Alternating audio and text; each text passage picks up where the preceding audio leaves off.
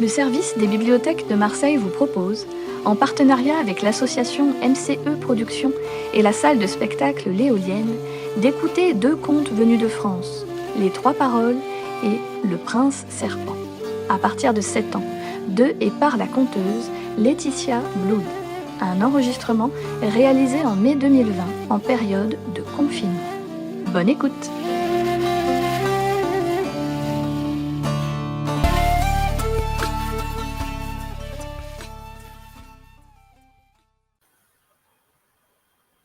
Bonjour.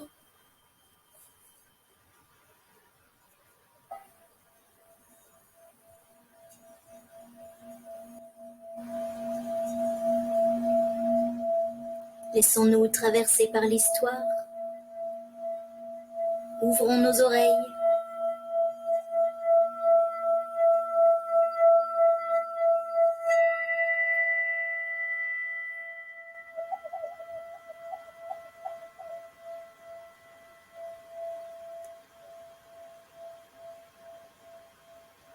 Antoine, il était fort comme 3 taureaux.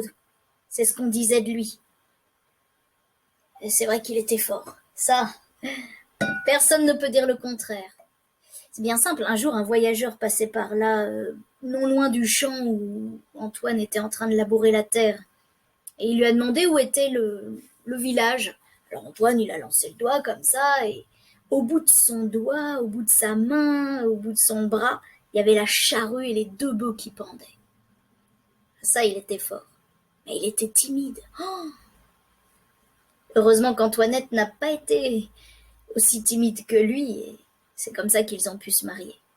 Ils se sont beaucoup aimés, ils ont eu 12 enfants. Mais ces 12 enfants, plus elle, plus lui qui mangeait comme 4, fallait les nourrir. Et un jour, Antoinette, elle a dit « Antoine, je tire le diable par la queue. J'y arrive pas, c'est trop dur. Regarde, toi, tu te fais jamais payer comme il faut. T'es tellement timide que t'oses pas dire combien on te doit. Tu te laisses trop faire, Antoine. Il va falloir partir. » Comment ça, partir? Pas longtemps, un an, et puis tu iras loin, là où on ne te connaît pas, là où tu ne te feras pas avoir. Elle avait réfléchi à tout, elle a même dit qu'il fallait pas qu'il s'inquiète, qu'elle saurait se débrouiller avec les 12 enfants, que le plus jeune il pourrait aller dans les bois, il avait 10 ans, après tout il pouvait bien se débrouiller pour aller chercher des champignons et d'autres choses qu'il pouvait ramener, des bois. Et puis les aînés aussi pourraient travailler dans telle ou telle ferme, ça irait toujours. Enfin, le lendemain matin, il a dû prendre ses clics et ses claques, serrer sa famille contre son cœur. Son petit dernier, là, de 10 ans, il avait bien du mal à le laisser. Et il est parti.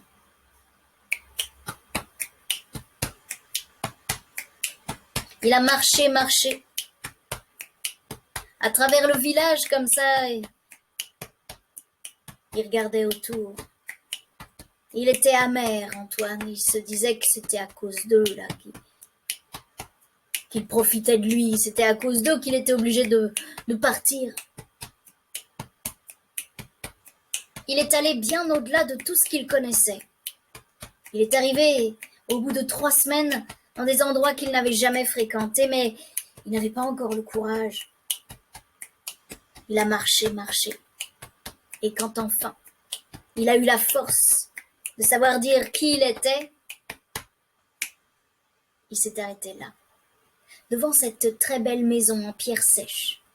Il y avait un beau mur d'enceinte, un banc en pierre, et puis un homme là qui était habillé tout en noir avec un grand chapeau. Il avait tout l'air d'un patron.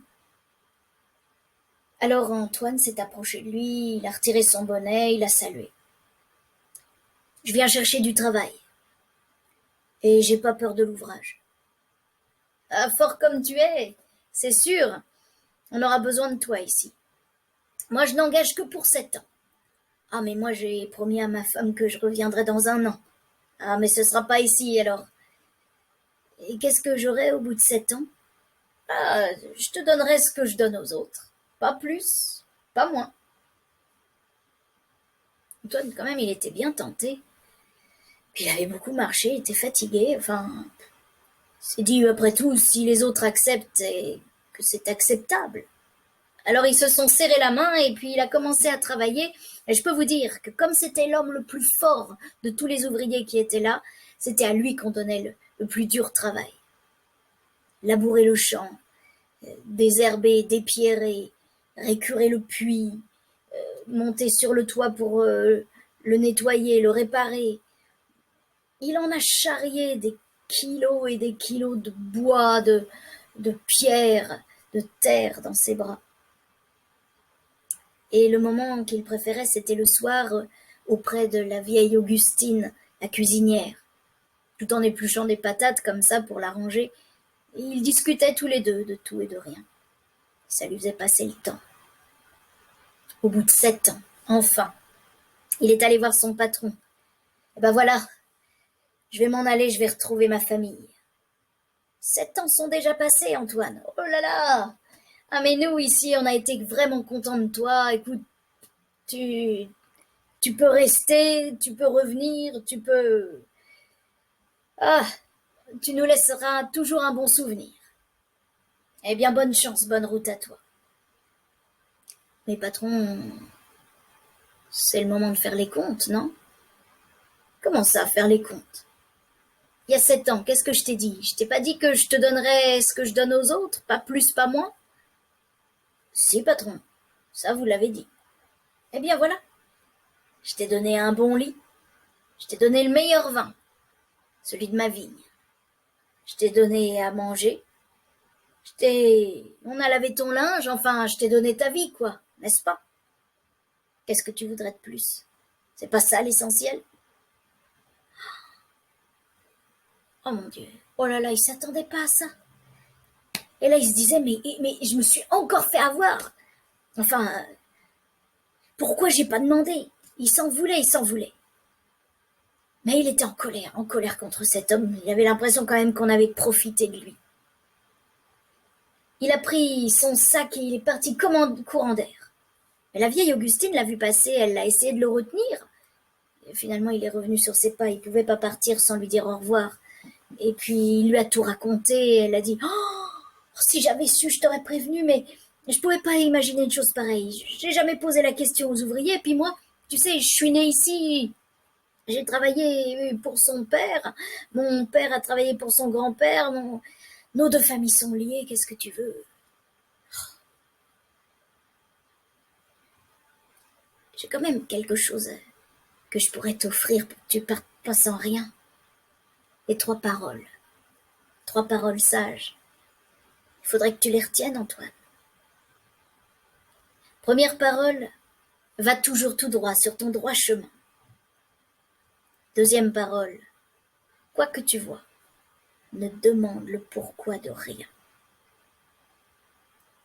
Troisième parole, dans ta colère, remets à demain. Antoine a remercié, puis il est parti. Mais il n'est pas parti du côté de son village parce qu'il avait rien à ramener, il ne pouvait pas rentrer chez lui. Il avait juste perdu son temps pour travailler pour les autres. Alors il est parti comme ça, droit devant lui, tout droit sur ce droit chemin. Il a marché sans s'arrêter, et c'est seulement le soir qu'il s'est rendu compte qu'il avait faim. Il y avait un verger qui était là, des pommes bien rouges, il a failli sauter le fossé là pour aller en cueillir quelques-unes, quand tout à coup là, la première parole de la vieille Augustine est venue. Va toujours tout droit sur ton droit chemin. Ah oui, là c'est sûr que s'il passait le fossé, il s'écartait de son chemin. Alors il a dormi là, dans le fossé. Et dans la nuit, il s'est réveillé. Il a été réveillé plutôt par des coups, des vociférations, et il s'est rendu compte qu'on était en train de harceler, de malmener un homme, 2 gardes. Alors il s'est levé, il s'est interposé. Enfin, vous êtes 2, il est tout seul quand même. Et toi, mêle-toi de ce qui te regarde. C'était un des gardes qui lui a répondu. Cet homme-là, là, il a volé les pommes du Seigneur. Alors, il aura le châtiment qu'il mérite. Et toi, mêle-toi de tes affaires. Et ça, Antoine, il s'est dit que s'il avait eu S'il avait été à la place de cet homme-là, il aurait pris un garde, il aurait pris l'autre et BAM! Il les aurait fracassés, il les aurait tués. Et lui, il serait mort à cette heure-là. Il s'est remis en route en plein milieu de la nuit, du coup. Puis il a marché comme ça jusqu'à midi. Et là, vraiment, il avait faim, l'estomac dans les talons. Il avait tellement marché, puis pas mangé depuis la veille. Et là, il s'est trouvé devant une allée de platanes. Et au bout, il y avait un château. Ah, il a pensé aux cuisines du château. Il s'est avancé. Puis une femme est passée devant lui, cachée sous une cape, sous un grand capuchon noir. Il a salué. Elle s'est tournée vers lui. Et il a eu un mouvement d'effroi parce que les yeux de cette femme étaient enfoncés tout au fond de ses orbites. Elle avait les pommettes saillantes, les joues creuses, le teint pâle comme un cadavre. Il a salué. Il lui a dit: que veux-tu, voyageur? Juste un peu à manger, je suis fatigué. Mais je peux travailler aussi, si on m'engage. Cette nuit, tu dormiras dans un bon lit, et ce soir tu mangeras à ma table. Il était tout content. Elle lui a indiqué les cuisines en attendant le soir. Et puis le soir venu, il s'est retrouvé attablé parmi d'autres convives à une belle table. Tout ce qu'il pouvait goûter, il s'en délectait. Le vin, les viandes, les sauces. Par contre, la femme qu'il avait invitée, qui était là, qui lui avait fait signe de s'asseoir à côté de lui, elle ne mangeait rien, elle regardait tout le monde, puis elle avait l'air triste, elle avait l'air loin de là. Puis tout d'un coup, un serviteur lui a amené un crâne de bouc. Et dans ce crâne, il y avait une soupe maigrelette avec quelques croûtons qui flottaient à la surface. Elle a pris ça et puis, sans rien dire. Mais alors Antoine, lui, ça tourbillonnait dans sa tête et tout d'un coup, il a dit: mais pourquoi? C'est là qu'il a repensé à la deuxième parole de la vieille Augustine qui lui avait dit: quoi que tu vois, ne demande le pourquoi de rien. Et pourquoi avait déjà franchi ses lèvres, toutes les conversations s'étaient arrêtées. La femme le regardait avec insistance. Pourquoi quoi? Oh, 3 fois rien, enfin c'est bête, mais pourquoi les grenouilles n'ont pas de queue? Je me suis toujours demandé ça. Tout le monde s'est esclaffé autour, les conversations ont repris, et la femme, elle, a eu un petit sourire, elle lui a dit: tu sais, si les grenouilles ont été créées sans queue, c'est qu'elles n'en ont pas besoin. Oui, certainement. Et il s'est remis à manger. Le soir, il a dormi dans un très bon lit. Au lendemain matin, là, il était frais, prêt à partir. D'ailleurs, il était là, penché sur l'eau de la fontaine, en train de se rafraîchir le visage, quand tout à coup, il a vu une très belle femme, tout habillée en blanc, avec une ombrelle, qui l'a salué, en l'appelant par son prénom. Très surpris, lui, il a ouvert de grands yeux et lui a dit: tu ne sembles pas me reconnaître, Antoine. C'est pourtant moi qui t'ai invité à ma table. Ah non, elle n'avait plus rien à voir. Son teint était tout rose, comme une fleur, et puis ses petits yeux bleus pétillants. Elle lui a dit: oui, je dois te remercier pour ce petit miracle. Oui, c'est vrai que je ne ressemble plus à celle que j'étais. C'est grâce à toi. Tu m'as délivré d'une malédiction que le diable en personne m'avait jetée. Il fallait, soir après soir, depuis je ne sais plus combien d'années, soir après soir, que j'invite à ma table un étranger et qu'il ne demande pas pourquoi je mangeais dans ce crâne de bouc, cette soupe maigrelette. Et toi, tu as eu cette délicatesse que les autres n'ont pas eue. Tu n'as pas demandé. Alors, je voudrais te remercier et voici un cadeau. Elle lui a donné une bourse. Il était très touché, il a pris la bourse, mais il s'est bien rendu compte qu'elle était très très légère. Et en la palpant comme ça, il s'est rendu compte qu'elle était vide. Et là, il s'est dit, non mais c'est pas possible, c'est écrit là que sur mon front qu'on peut m'avoir, qu'on peut faire ce qu'on veut de moi. Non mais quand même. Bon, ça a dû se sentir un petit peu son agacement parce que elle lui a tout de suite dit, Antoine, la bourse n'est pas vide. Quand tu seras chez toi, tu l'ouvriras sur la table et tu diras, Boursette, Boursette, donne-moi quelques piécettes. Tu verras. Il en sortira. Mais surtout, ne les compte pas. Il a remercié. Et hey! Il est parti. Il avait quelque chose à ramener. Ça voulait dire il pouvait rentrer chez lui. Oh, il a volé sur le chemin. Le pied léger, les cheveux au vent. Tout content. Il a traversé les villes et les villages en bombant le torse. Il était fier. Il allait retrouver Antoinette et ses 12 enfants. Enfin son village. Et sa maison. Il a poussé la grille. Tiens, il allait remettre de l'huile. Il a franchi la grille et puis il est allé au fond du jardin parce qu'il avait besoin d'un petit temps pour lui, d'un moment avant de retrouver la famille. Il a vu que le potager avait été bien entretenu, la maison, il y avait quelques réparations à faire, oui, il s'en occuperait dès demain. C'est là qu'il a vu un homme qui entrait dans le jardin, une hache sur l'épaule. Il a posé sa hache près de la porte et puis il est entré. Et là, Antoine s'est dit, cet homme-là, il est entré sans frapper. Comme s'il était chez lui. La colère est montée. Il s'est dit qu'Antoinette l'avait oublié. Antoinette l'avait vite enterré. Elle l'avait remplacé par cet homme-là. La colère était telle, et puis lui, il était fort comme 3 taureaux. Il a arraché un jeune arbre, comme ça, pour s'en faire une massue. Il a fait 3 pas, mais c'est tout d'un coup, c'est comme si la vieille Augustine lui mettait la main sur le cœur pour l'arrêter et lui dire la 3e parole. Dans ta colère, remets à demain.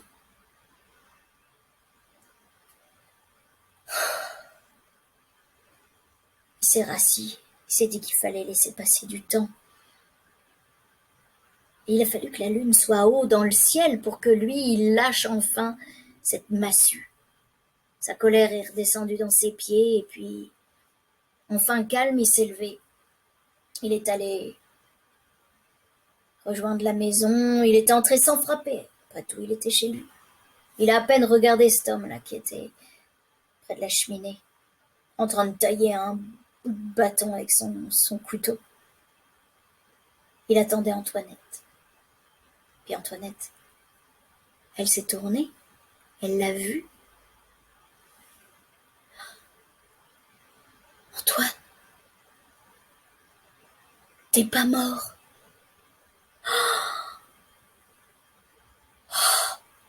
Et elle s'est jetée à son cou. Elle l'embrassait.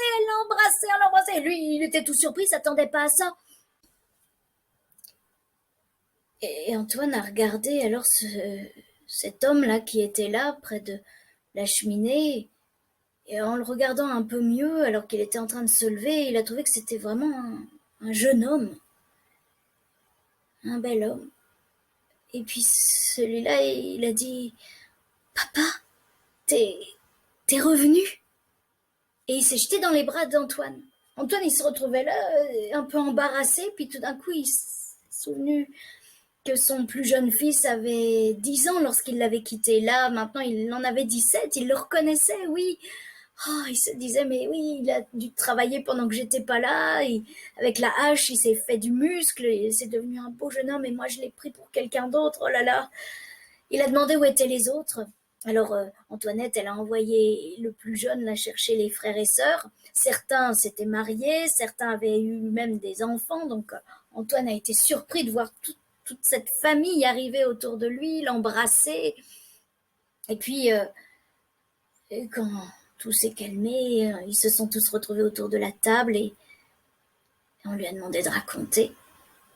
Et comme l'histoire se terminait bien, ça ne le gênait pas de raconter toutes ces mésaventures. Et puis, à la fin de l'histoire, tout le monde s'est penché sur la petite bourse là qu'il avait ouverte. Il a dit « Boursette, Boursette, donne-moi quelques piécettes. »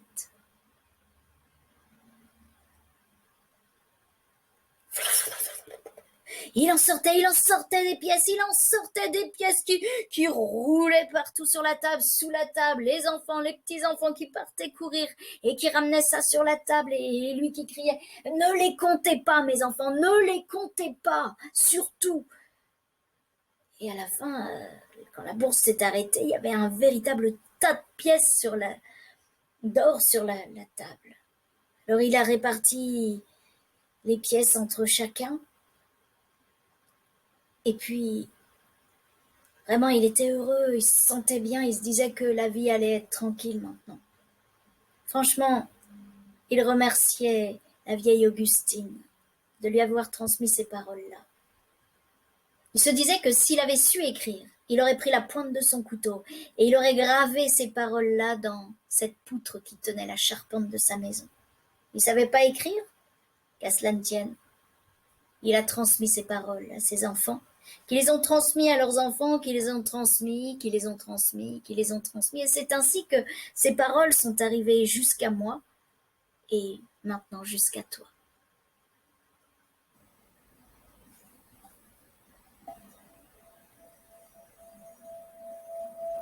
Le conte a été dit. Je te remercie de m'avoir prêté tes oreilles. Et maintenant, je te les rends.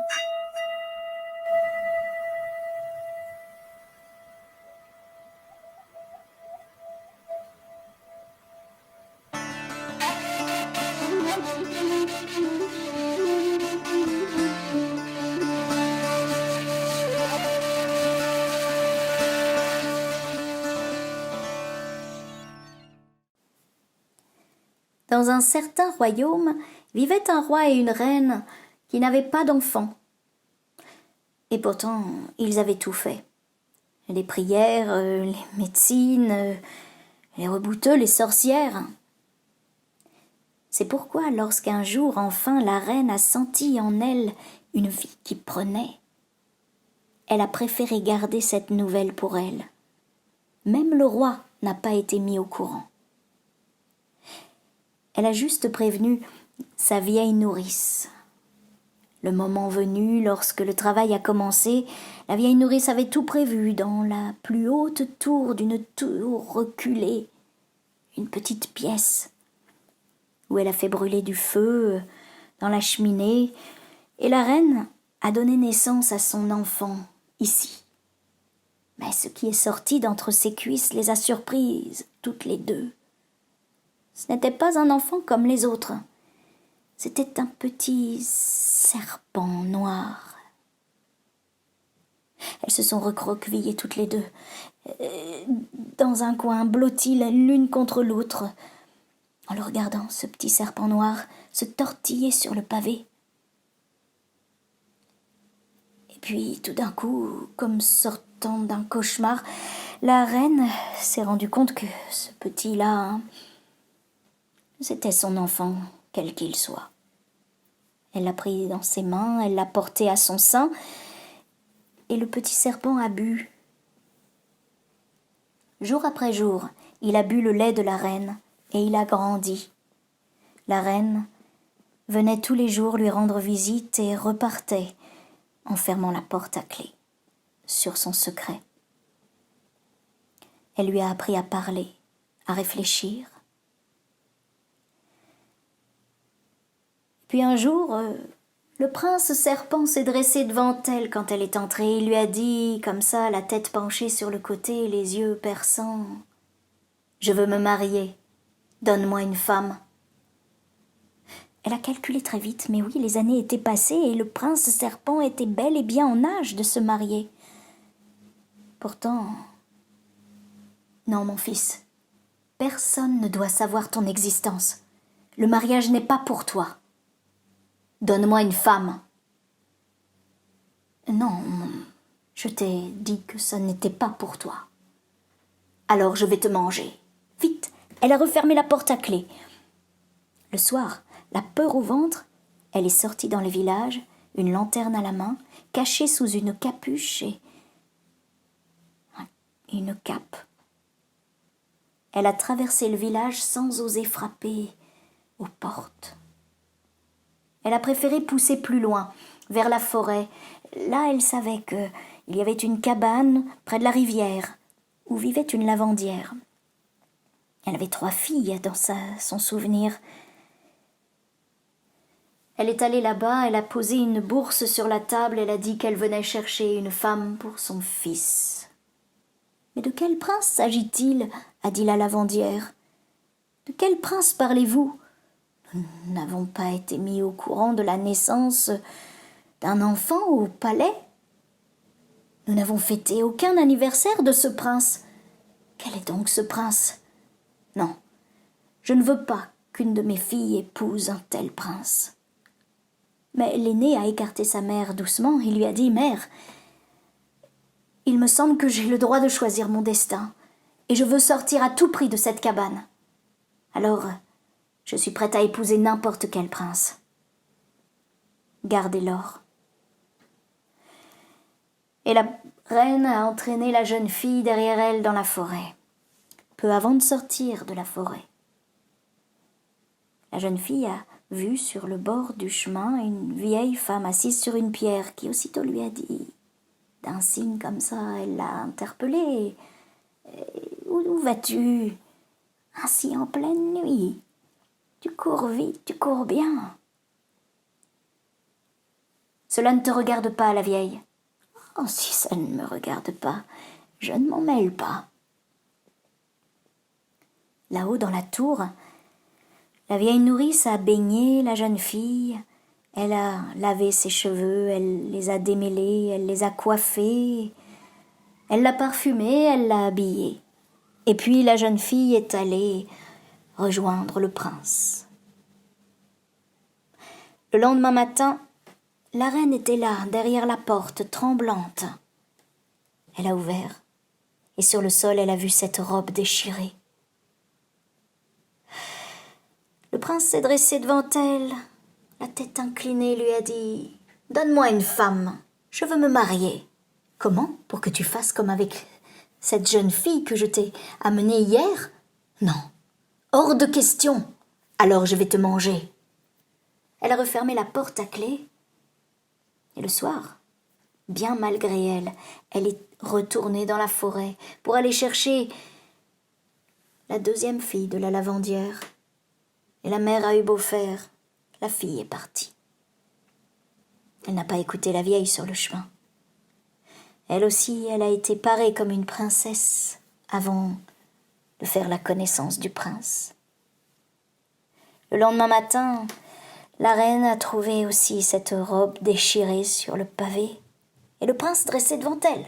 « Donne-moi une femme, je veux me marier. »« Hors de question. »« Alors, je te mangerai. » Et la reine a refermé la porte. Elle est allée chercher la 3e fille. Et la fille a dit à sa mère, « Laisse faire. Je veux savoir ce que sont devenues mes sœurs, et tu me connais. Je reviendrai, mère.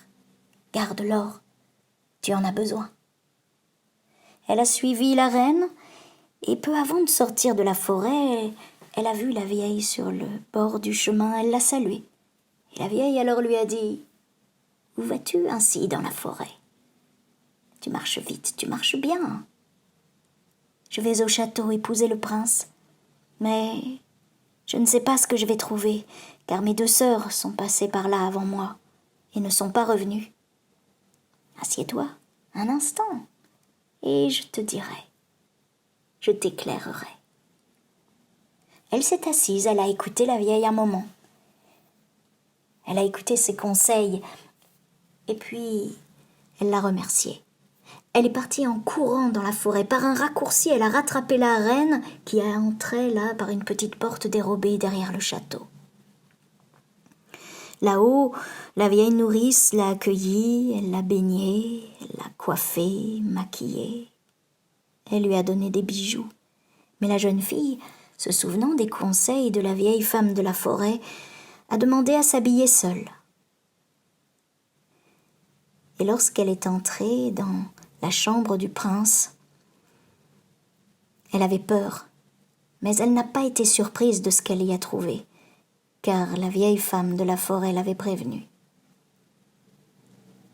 Le serpent s'est dressé devant elle, droit, grand, large. Et la jeune fille a vu briller ses écailles au reflet d'argent, comme du métal, dans les lueurs du feu. « Déshabille-toi, » a dit le prince. « Déshabille-toi d'abord, mon prince, » a dit la jeune fille, en se penchant délicatement. Elle se souvenait des paroles de la vieille femme de la forêt, elle les avait dit du bout des lèvres. Le serpent alors s'est enroulé sur lui-même, enragé qu'il était. Il s'est tourné, retourné, il a fait claquer sa queue sur le pavé. Et cette peau de métal, ces écailles noires au reflet d'argent, cette armure s'est fendue du haut vers le bas. Cette armure est tombée de chaque côté du prince, et là, elle a vu, sous cette armure, une peau d'écorce. « Déshabille-toi. » Tout de suite, mon prince. Elle a déboutonné sa robe violette, mais dessous, le prince serpent a vu une robe bleue. « Déshabille-toi. » « Déshabille-toi d'abord, mon prince. » Il s'est enroulé sur lui-même et il a fait claquer sa queue sur le pavé, et cette peau d'écorce a volé en éclats.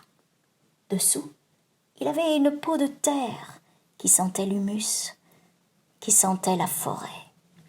« Déshabille-toi. » Elle a déboutonné cette robe bleue, elle l'a retirée, et le prince a vu qu'elle portait une robe blanche.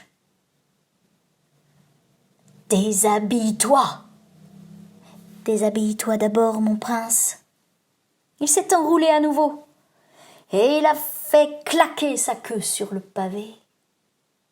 Cette peau de terre d'humus est tombée en poussière autour de lui, et la jeune fille alors a vu ce que la vieille femme de la forêt lui avait prédit. Un jeune homme, recroquevillé sur lui-même, tremblant d'effroi, grelottant de froid. Cette fois, n'écoutant que son cœur, la jeune fille s'est agenouillée près de lui. Elle l'a rassuré. Elle l'a aidé à se coucher dans le lit, et puis aussitôt, elle s'est activée, elle a mis du bois dans le feu, elle a soufflé dessus. Et puis elle s'est couchée près du prince, elle a retiré sa robe blanche pour lui donner sa chaleur sous les couvertures. Elle l'a pris dans ses bras, et elle lui a dit les paroles qui guérissent.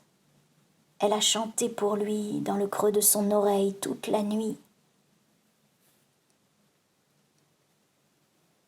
Au petit matin, derrière la porte de la chambre, se tenait la reine, tremblante. Elle a posé ses doigts sur la clé, elle a tourné délicatement la clé dans la serrure, elle a entrebâillé la porte. Et, surprise, elle a vu la jeune fille qui dormait là, tranquillement. À côté d'elle, un jeune homme. Ils étaient enlacés dans les bras l'un de l'autre et dormaient paisiblement, presque un sourire sur leurs lèvres. Tout d'un coup, la reine a senti toutes ses peurs s'évanouir. Elle les a regardés encore et puis elle a souri. Elle a compris, peut-être. En tout cas, pour la première fois de sa vie, la reine découvrait son fils.